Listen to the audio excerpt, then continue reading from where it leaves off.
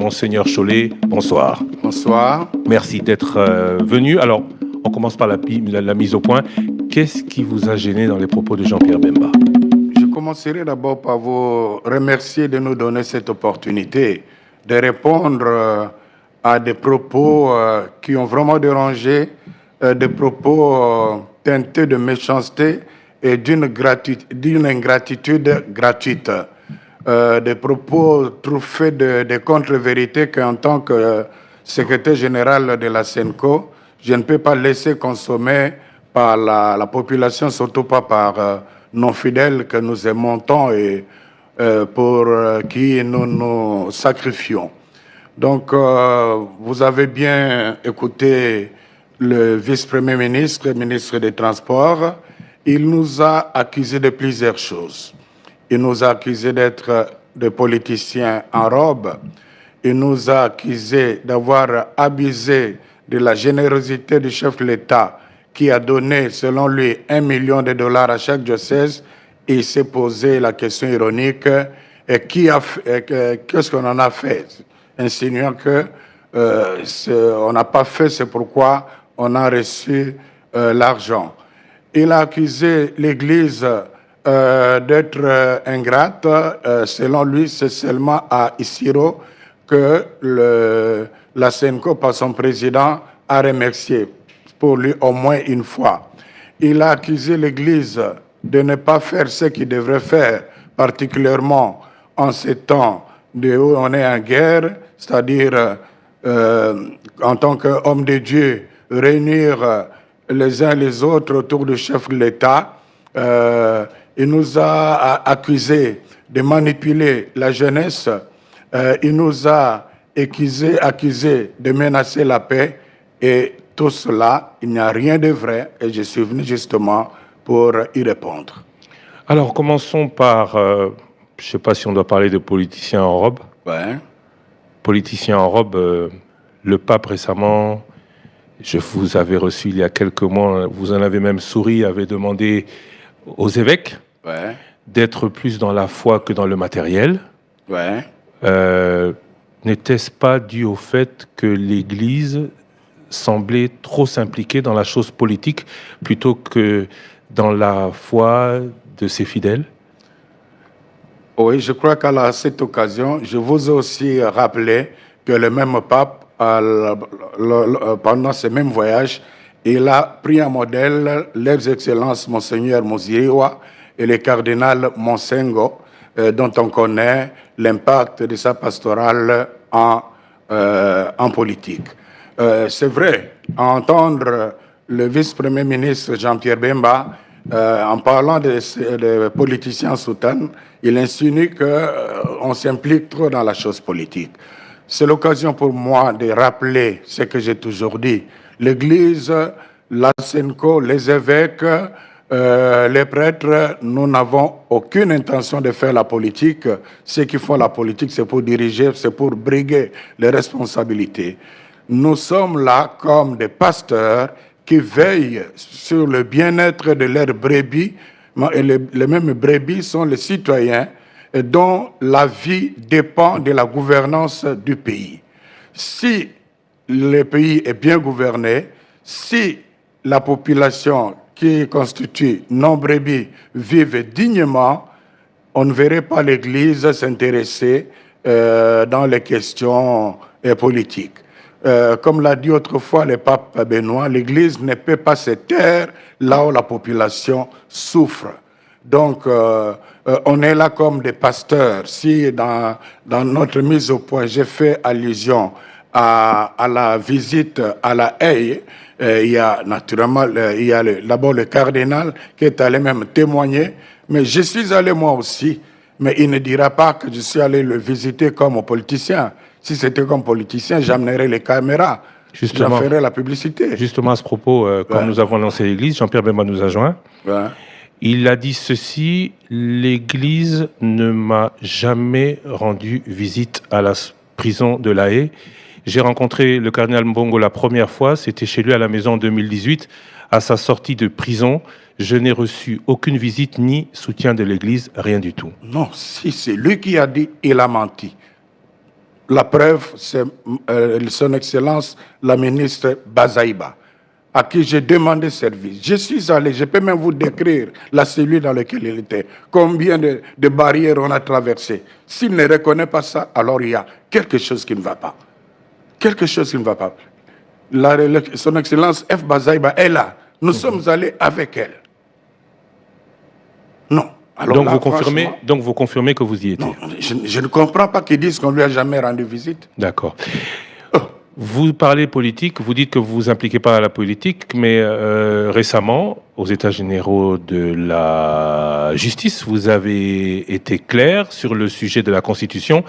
Je vous cite, ça serait irresponsable d'aller dans le sens du changement de la Constitution. La Constitution que nous avons est un pacte républicain qui a résolu un grand problème de sécurité dans notre pays. Vous parlez au nom de la CENCO. Ouais.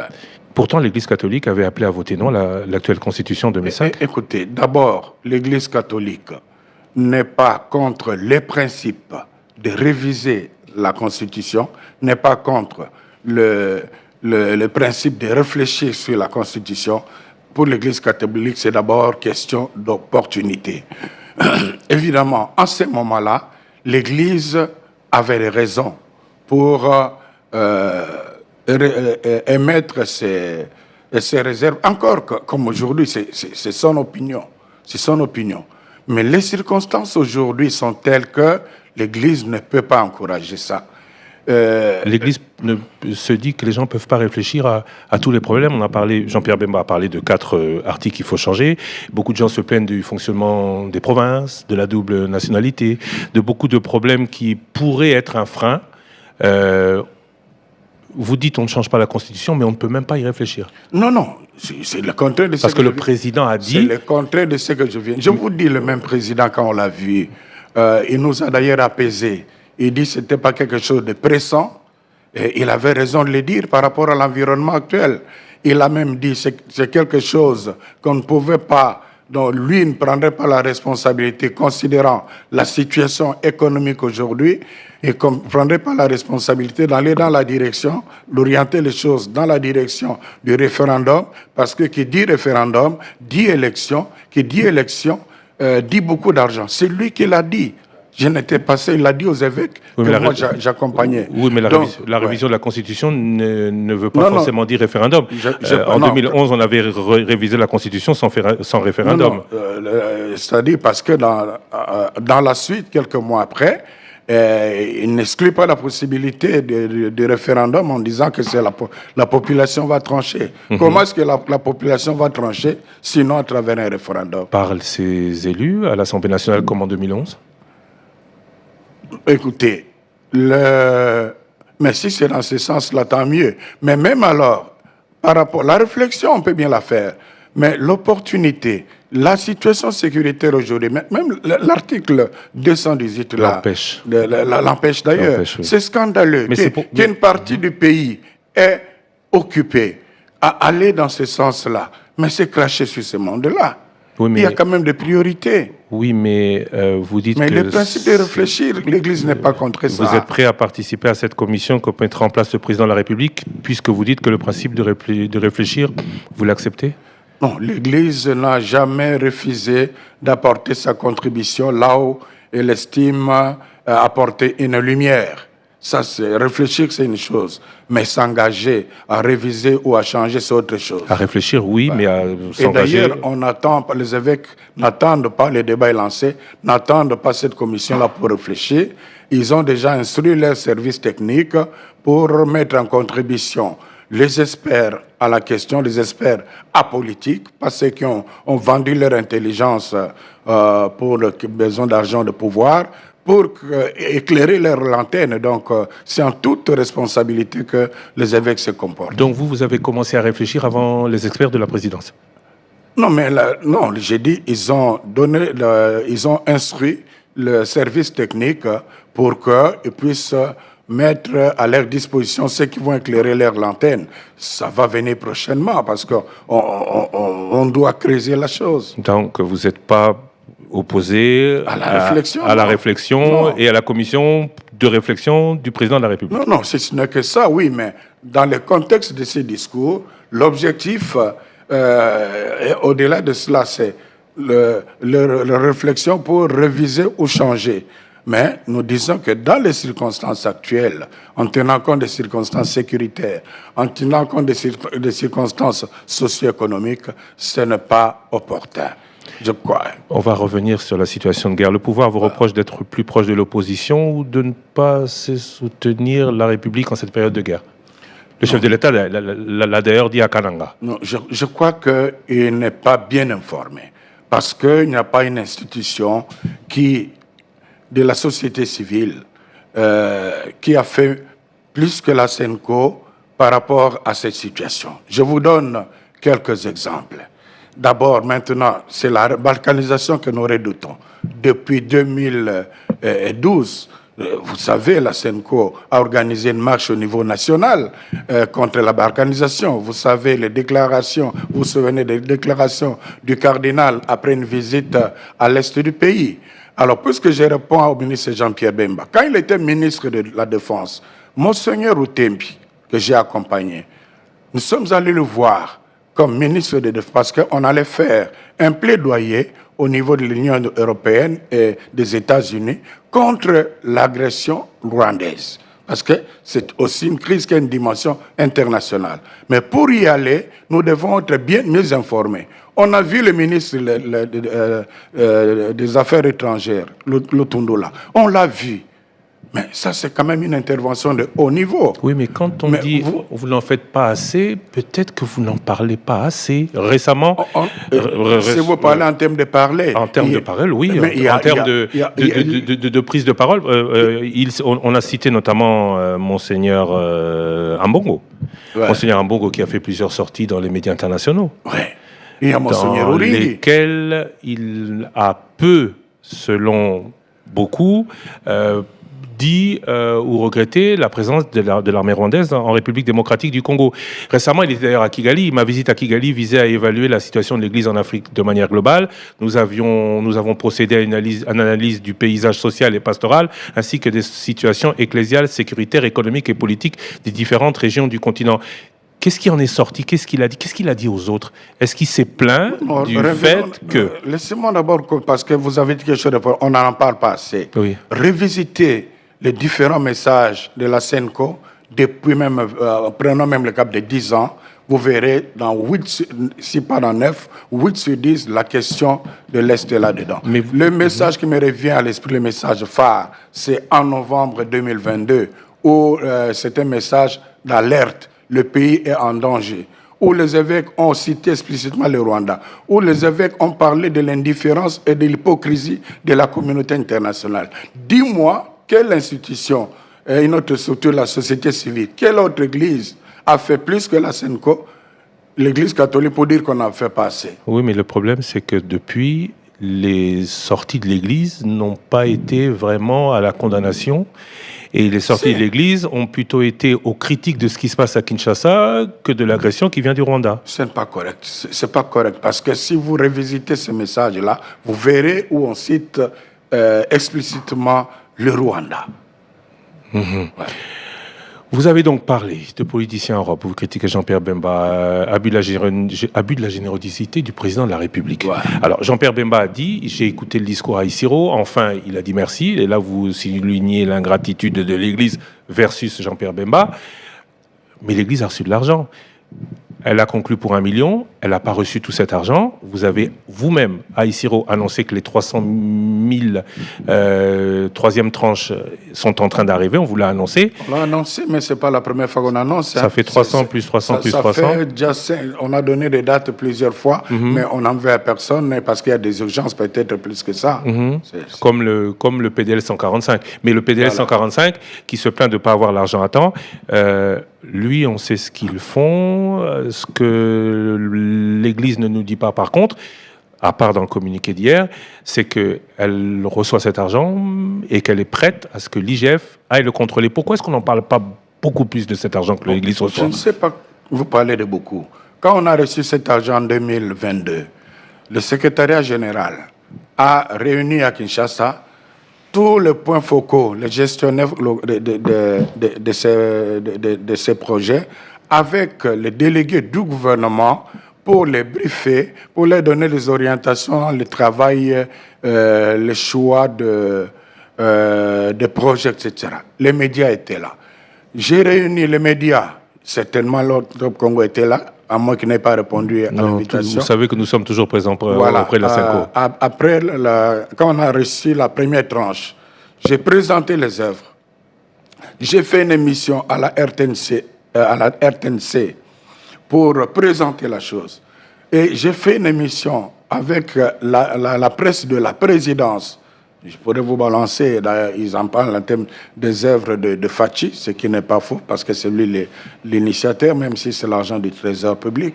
Est-ce qu'on peut faire mieux que ça? D'ailleurs, il y a l'une ou l'autre personne qui a réagi, mais vous devenez maintenant le propagandeur du pouvoir. Non, pour nous, c'est question de loyauté. Alors, dire qu'on n'a pas parlé assez, alors que les médias sont là, je vous donne des indications précises. Donc, mais dans quelques semaines, dans quelques semaines, on sera à près du $1 million reçus. Donc Jean-Pierre Bemba n'a pas menti sur ça. Écoutez, il a dit qu'on a donné la disponibilité d'avoir $1 million. Et dans ma communication, vous avez vu, il ne s'agit pas de $1 million qu'on a reçu. D'ailleurs, j'ai parlé... Non, 300. Oui, fois 2. D'ailleurs, ça, je corrige maintenant. Ça, c'est le montant contractuel. Mais ce qui est arrivé dans les diocèses avec les transactions bancaires, il y en a qui ont reçu 275, il y en a qui ont reçu 280, 278, ça dépend d'une banque. Le gouvernement a sorti 300 000, quoi. Voilà, oui. Le gouvernement a sorti 300 000. Il a payé ça à qui? À la Senco, à l'église? À qui est envoyé l'argent? Directement au diocèse. Au compte de chaque diocèse.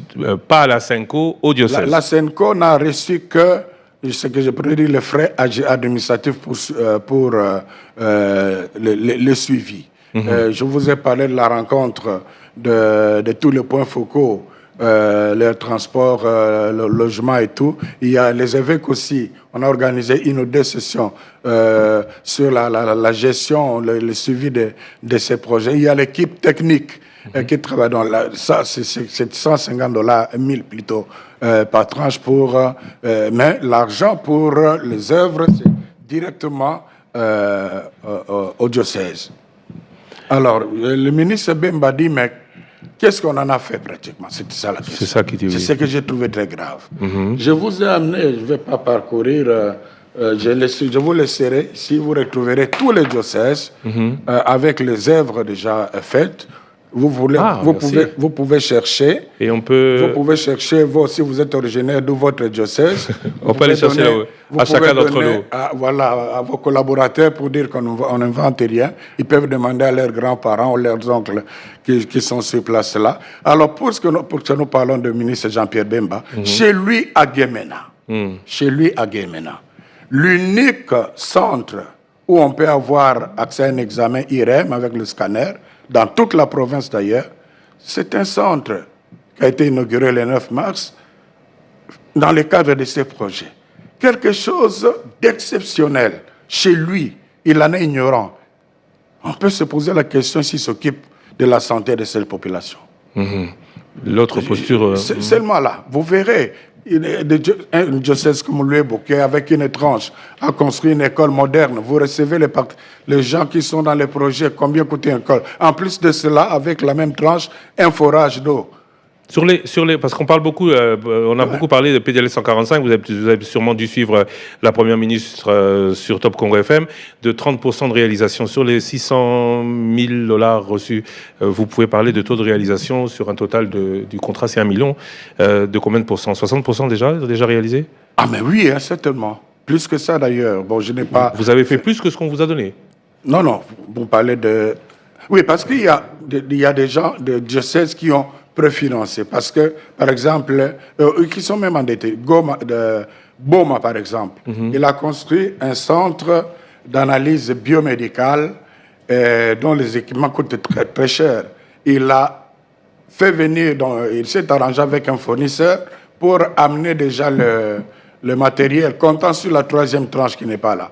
Donc, il y a des diocèses qui ont préfinancé pour ne pas mettre à mal le travail et qui attendent, qui se sont même endettés. Et les projets qui ont été inaugurés, M. Lusakwen, Pablo Ayolite, on a c'était une recommandation de notre part, qu'on invite toujours l'autorité de l'État, la plus haute autorité de l'État qui est présente. S'il n'est pas disponible, donc l'État était là parce que c'est l'argent du gouvernement. Donc la transparence est là. La transparence est totale. Et vous avez dit dans votre message d'hier que vous êtes prêt à recevoir toutes les missions d'inspection pour vérifier que l'argent a bien été utilisé. Bien sûr. En ce moment, le pays est agressé. Ne doit-on pas attendre des pasteurs que vous êtes un message plus rassembleur? Ah, là encore, monsieur le consacré, revisitez le message de la scène. Aujourd'hui, quand on lit le message d'hier, de la Senko, on sent la colère de l'Église. Non, parce que c'est l'ingratitude. Comme j'ai dit, une ingratitude gratuite. Ça, on ne peut pas se permettre. Mais puisque vous nous invitez à être plus rassembleurs, je vous renvoie dans le message de la Senko. Ces derniers temps, les évêques insistent sur une chose, la nécessité d'être ensemble, de concertation, au-delà des affinités politiques, particulièrement par rapport au défi de l'insécurité à l'Est, pour qu'ensemble, ce n'est pas l'affaire du pouvoir. L'opposition ne doit pas être à l'écart. La société civile ne doit pas être à l'écart. C'est un appel que les évêques ont toujours lancé. J'étais content que dernièrement ici, les chefs de l'État disent que la mission de l'Église réunit les uns des autres pour le dialogue. Mais nous l'avons toujours demandé. Oui, mais Jean-Pierre Bemba vous Qu'est-ce qu'ils ont fait de ne pas faire assez bloc autour du président de la République, qui est quand même le symbole de l'État. Je vous ai dit quand vous organisez les fêtes, c'est lui qui est là. C'est vous qui avez dit merci. Parce que quand Jean-Pierre Bemba parlait de ce message, c'était votre message, vous, Monseigneur Chollet, à Isiro, qui remerciait et qui parlait de la 3e tranche attendue dans les prochaines semaines. C'est vous, Monseigneur Chollet, qui le disait. Vous remerciez le président de la République, vous acceptez les cadeaux du président de la République, vous faites appel au gouvernement et à la République quand il s'agit d'organisation interne, mais quand il s'agit de dire aux fidèles, soyons tous derrière le président de la République, là, Jean-Pierre Bemba dit que vous êtes aux abonnés absents. Non, le message de la Senko est clair. C'est le président qui doit réunir les uns les autres. Et c'est la recommandation que l'Église n'a cessé de lui faire et qui n'a pas encore jusque-là eu un écho favorable. Mais, de son côté, l'Église a toujours approché le pouvoir sur ces questions. En 2021, il y avait une mission de la Senko avec la CEAC qui est allée dans le nord et le sud Kivu, en pleine guerre.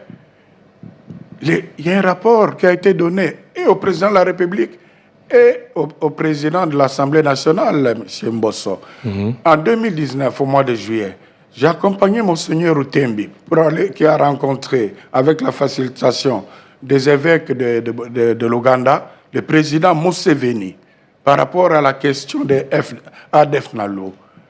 Après, mais c'est avec les gouvernements que nous voulons travailler, mais nous voulons que les autres soient là aussi. Quels autres? Les autres acteurs politiques de la société civile. Ah, donc, pas seulement le gouvernement, l'opposition. Mais c'est une cause. C'est-à-dire nous serons plus forts si nous créons une forte dynamique nationale pour décourager ça. Et fort de ce que le président, la recommandation du président a rassemblé les autres. Et c'est d'ailleurs notre mission. C'est aussi, ne soyez pas surpris si on essaie de rencontrer l'un ou l'autre pour les ramener à une dynamique comme souhaite le président. Retour un peu sur les bientôt 900 000, hein, parce que c'est 600 000 pour le moment, vous l'avez dit. Pourquoi l'Église catholique? Vous êtes la seule Église de toutes les Églises, les protestants, les Kimbanguistes reçoivent aussi cet argent? Bon, je crois que le président lui-même sait. Il y a l'expertise que nous avons au niveau du développement qui n'est pas contesté. Il y a l'avantage que nous avons de la présence dans les territoires nationaux. Et puis il sait, et je l'ai souligné, je l'ai écrit dans les communiqués, mais chaque année, ce sont des fonds immenses que l'Église sort pour les œuvres d'utilité publique. Je crois qu'un travail que nous devons faire, vous savez, on fait tout ça aussi d'abord comme chrétiens, comme homme de Dieu. C'est que donne la main droite, nous ne sommes pas des politiciens. Mais si je me mets à inventorier tout ce que l'Église a fait, ne fût-ce qu'en cette année qui s'achève ou en ces 2 dernières années, les fonds reçus dans les circuits internes de l'Église catholique et ce qu'on en a fait en termes de corps, mais vous serez scandalisés. Il n'y a peut-être pas de match avec l'argent reçu du gouvernement pour lequel nous sommes très reconnaissants au président de la République. Donc, malgré les incompréhensions, il comprend que nous sommes des partenaires fiables. Vous parlez d'unité, l'unité du pays. Quel rôle peut jouer l'Église catholique aujourd'hui dans le contexte politique et social actuel pour être ce qu'on attendait, le fédérateur tant espéré? Je crois que ça, c'est à la discrétion du président de la SENCO. Je vous dis qu'il est dans cette dynamique-là. Il a parlé avec le chef de l'État, Lubumbashi. Je ne sais pas ce qu'ils se sont dit. Et je vous dis qu'il est dans la SENCO. En fait, c'est dans son ADN. Cependant, de réunir. Donc, en fait, malheureusement, ce sont des gens de mauvaise foi qui ont des moyens pour inonder les réseaux sociaux. Beaucoup de compatriotes qui ont vendu leur cerveau aux manipulateurs. Mais quand nous faisons le tour du pays, partout où je passe, on reconnaît à moi le porte-parole à SENCO, Christian, je ne vous mens pas, ce sont des remerciements. On reconnaît à la SENCO ceux qui parlent pour la population. Mais pourquoi est-ce que nos églises au Congo sont à l'image de nos politiques? Je ne dirais pas que l'Église catholique est là-dedans, parce que je vous donne quelques exemples. Vous avez suivi, allez vérifier l'argent sorti dans le cadre de réalisation des projets, comparé, chez nous, les forages n'ont jamais dépensé 30 000 $, c'est autour de 20 000 et quelques. Allez chez les politiciens, vous avez des chiffres effrayants. Nous sommes différents. Ils font la différence du centre des forages. Autre différence, oui. Sans attendre les frais de l'État, nous faisons. Demandez au ministre Jean-Pierre Bemba, prenons le secteur de la santé, qu'est-ce qu'il a déjà fait chez lui, à Gemena? Dans le secteur de l'éducation, parce qu'il nous accuse de manipuler la jeunesse. Prenez votre téléphone, appelez à Gemena. Qu'est-ce qu'il a fait? Je sais que dans le domaine de la santé, il avait une fois donné 3 couveuses à l'hôpital général, malheureusement, qui ne fonctionnaient pas. Je ne sais pas si aujourd'hui. Non, il semble jusque-là, ça ne fonctionnait pas parce que ce n'était pas en bon état. Vous en prenez encore, vous en prenez encore à un de vos fidèles, hein? Vous lui répondez. Vous lui répondez. Non, mais je lui réponds parce que c'est ingrat. Ceux qui travaillent pour votre population, vous crachez sur eux et vous dites chrétien catholique. Non, c'est pas normal. Ça. Question d'auditeur de Top Congo. Lorsque Cardinal Ambongo, l'Église catholique, parle du social des Congolais qui doit être la priorité des autorités, ne doit-on pas lui rétorquer que les écoles privées catholiques sont celles qui font payer des frais scolaires les plus élevés du pays, alors que l'Église n'a pas pour mission le lucre, mais la paix sociale et l'aide aux pauvres? Écoutez, d'abord, sur les cardinals, sur la deuxième accusation gratuite, vous avez parlé de son séjour au Rwanda. Au Rwanda, donc vous avez entendu. Non, pas vous. Ok. C'est-à-dire, dans l'opinion, vous avez posé la question. Qu'est-ce qu'il a dit sur le Congo? Qu'est-ce qu'il a dit au gouvernement du Rwanda ou à certains interlocuteurs rwandais, au moment où les évêques rwandais sont semblent plus patriotes pour le Rwanda, notamment, je ne sais pas si c'est vrai, mais certains appelant les fidèles à aller cultiver partout où ils savent que c'est leur terre. Certains ont pensé d'ailleurs qu'on les envoyait au Congo. Au Congo, l'Église du Congo va au Rwanda et semble ne pas parler de l'agression du Rwanda. Il faut faire la part des choses d'abord. Les Congolais n'ont pas de problème avec les Rwandais. Nous sommes des frères et sœurs. L'Église du Congo n'a pas de problème avec l'Église du Rwandais. Mais nous avons des défis communs, y compris le défi de la sécurité. J'étais dernièrement au Bujumbura, dans le cadre de l'Association des conférences épiscopales de l'Afrique centrale, Rwanda, Burundi, la RCC et la RDC. Cette question est au centre. C'était pour préparer les éléments de plaidoyer auprès de chacun des chefs de l'État. Et ce sont des occasions où on se dit, on échange en toute vérité. Et ce ne sont pas des choses à étaler dans le public. À Kigali, c'était le Cheyam dont le cardinal est président. Donc, le CM ne s'est pas réuni au Rwanda pour parler du Rwanda et de beaucoup d'autres questions. Et naturellement, dans toutes les rencontres de conférences épiscopales, au niveau national et sous-régional ou continental, la situation socio-politique pastorale est toujours au cœur. Donc, je n'étais pas là, le rapport n'a pas été publié, mais tout ne peut concourir qu'au bien du peuple africain, du peuple du Grand Lac, du peuple congolais et du peuple rwandais. On attendrait d'abord que le clergé congolais plaide plus pour le clergé, pour le Congo que pour l'Afrique. J'en reviens aux écoles privées. Tout en saluant la bonne volonté du président par rapport à la gratuité de l'enseignement, tout en reconnaissant le soulagement que certains parents, beaucoup de parents ont suite à l'application de cette disposition constitutionnelle, mais il faut dire qu'au niveau de l'application, c'est là où on n'avait pas compris la SENCO au début. Il faudrait une bonne préparation. Maintenant, vous avez des salles de classe de 350 personnes. Comment un enseignant peut-il se débrouiller là-dedans? Donc, parmi les faiblesses, il y a des forces, je vous ai dit. Parmi les faiblesses, il y a la baisse de la qualité de l'enseignement. Et les écoles privées essaient de sauver ça. Et on n'est pas obligé de s'inscrire dans les écoles privées. Si vous voulez une école de qualité où l'enseignant est très bien payé, où vous avez tout le... Je me demande si vos enfants ici étudient dans les écoles publiques. Je ne vous demande pas de répondre. J'allais vous poser la même question, mais j'ai oublié que les prêtres catholiques ont fait vœu de chasteté. Mais les réseaux sociaux m'ont attribué des enfants, je ne sais combien, 4, 5, 6, 7. On est d'accord que vous n'en avez pas. Mais puisque vous en parlez, avant le pape, on faisait le ménage, on n'en parle plus. Hein. Le ménage dans l'église catholique de ces prêtres qui se comportaient comme des non-prêtres, qui se mariaient, qui avaient des enfants. Je crois que les instructions sont claires à chaque évêque de la... Non, nous sommes une église qui tient la discipline. C'est clair, donc les instructions sont là. Mais qui a laissé faire qui a laissé faire longtemps. Bon, les prêtres qui ont des enfants, et les évêques sont instruits. On les aide à vivre leur situation maritale. Et on les laisse prêtres? Non, justement. Donc, on les exclut. Oui, on les exclut. Donc, nous ne sommes pas des saints, hein, mais ceux qui ont eu cette faiblesse-là, donc voilà une des dispositions.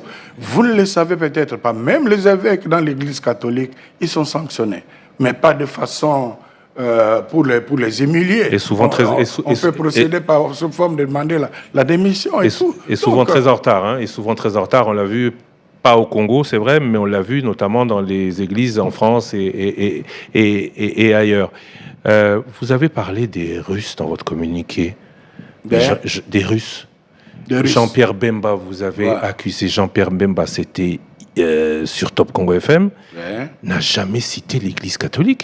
Il a cité, c'était à mon micro, une grande organisation. Pourquoi est-ce que vous êtes religieuse? Une grande organisation. Religieuse. Révisiter, réécouter. On va réécouter. Voilà. Mais des grandes organisations.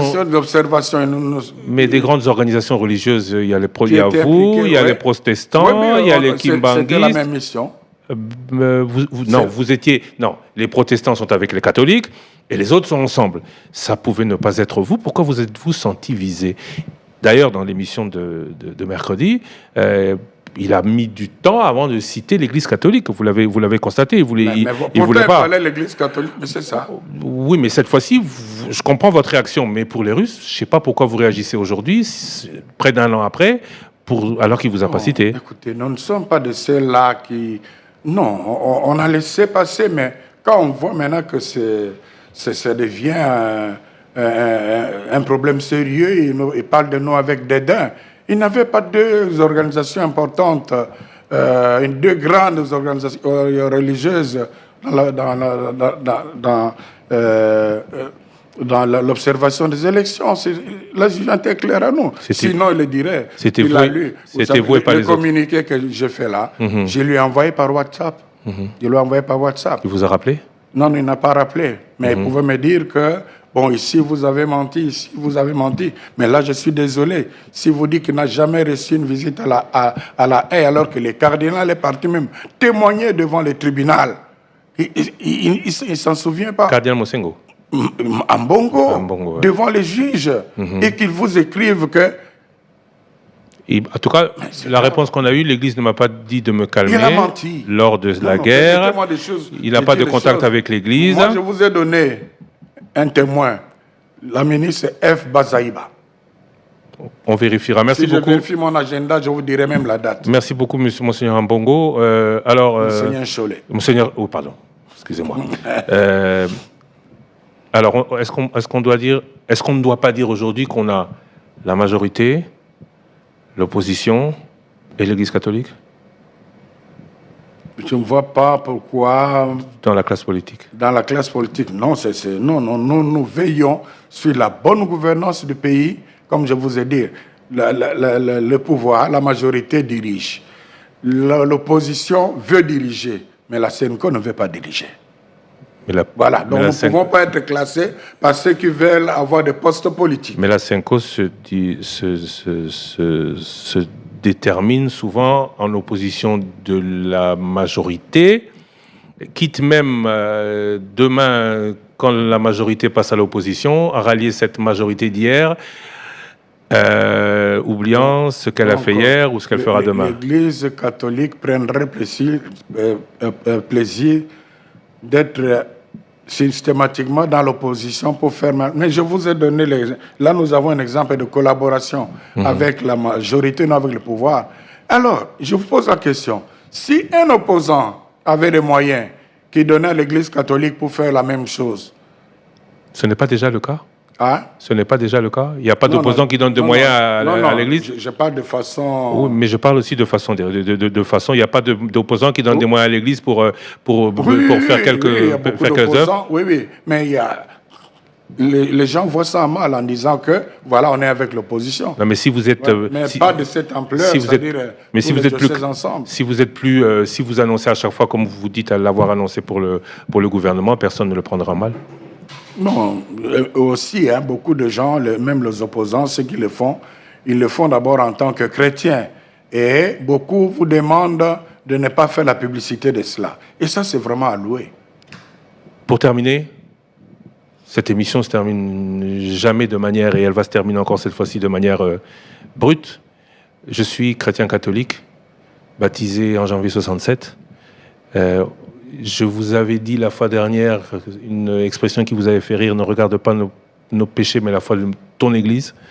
Qu'est-ce que mon Église me dit aujourd'hui si je doute par rapport à des dirigeants que je vois s'opposer aux politiques, que je pourrais aimer ou ne pas aimer, nous divisant aussi sur nos convictions politiques? Quel est le message d'unité que mon Église, l'Église de Rome, pourrait lancer pour terminer cette émission? La parole de Dieu, l'Évangile, nous demande de combattre les péchés, mais d'aimer les pécheurs.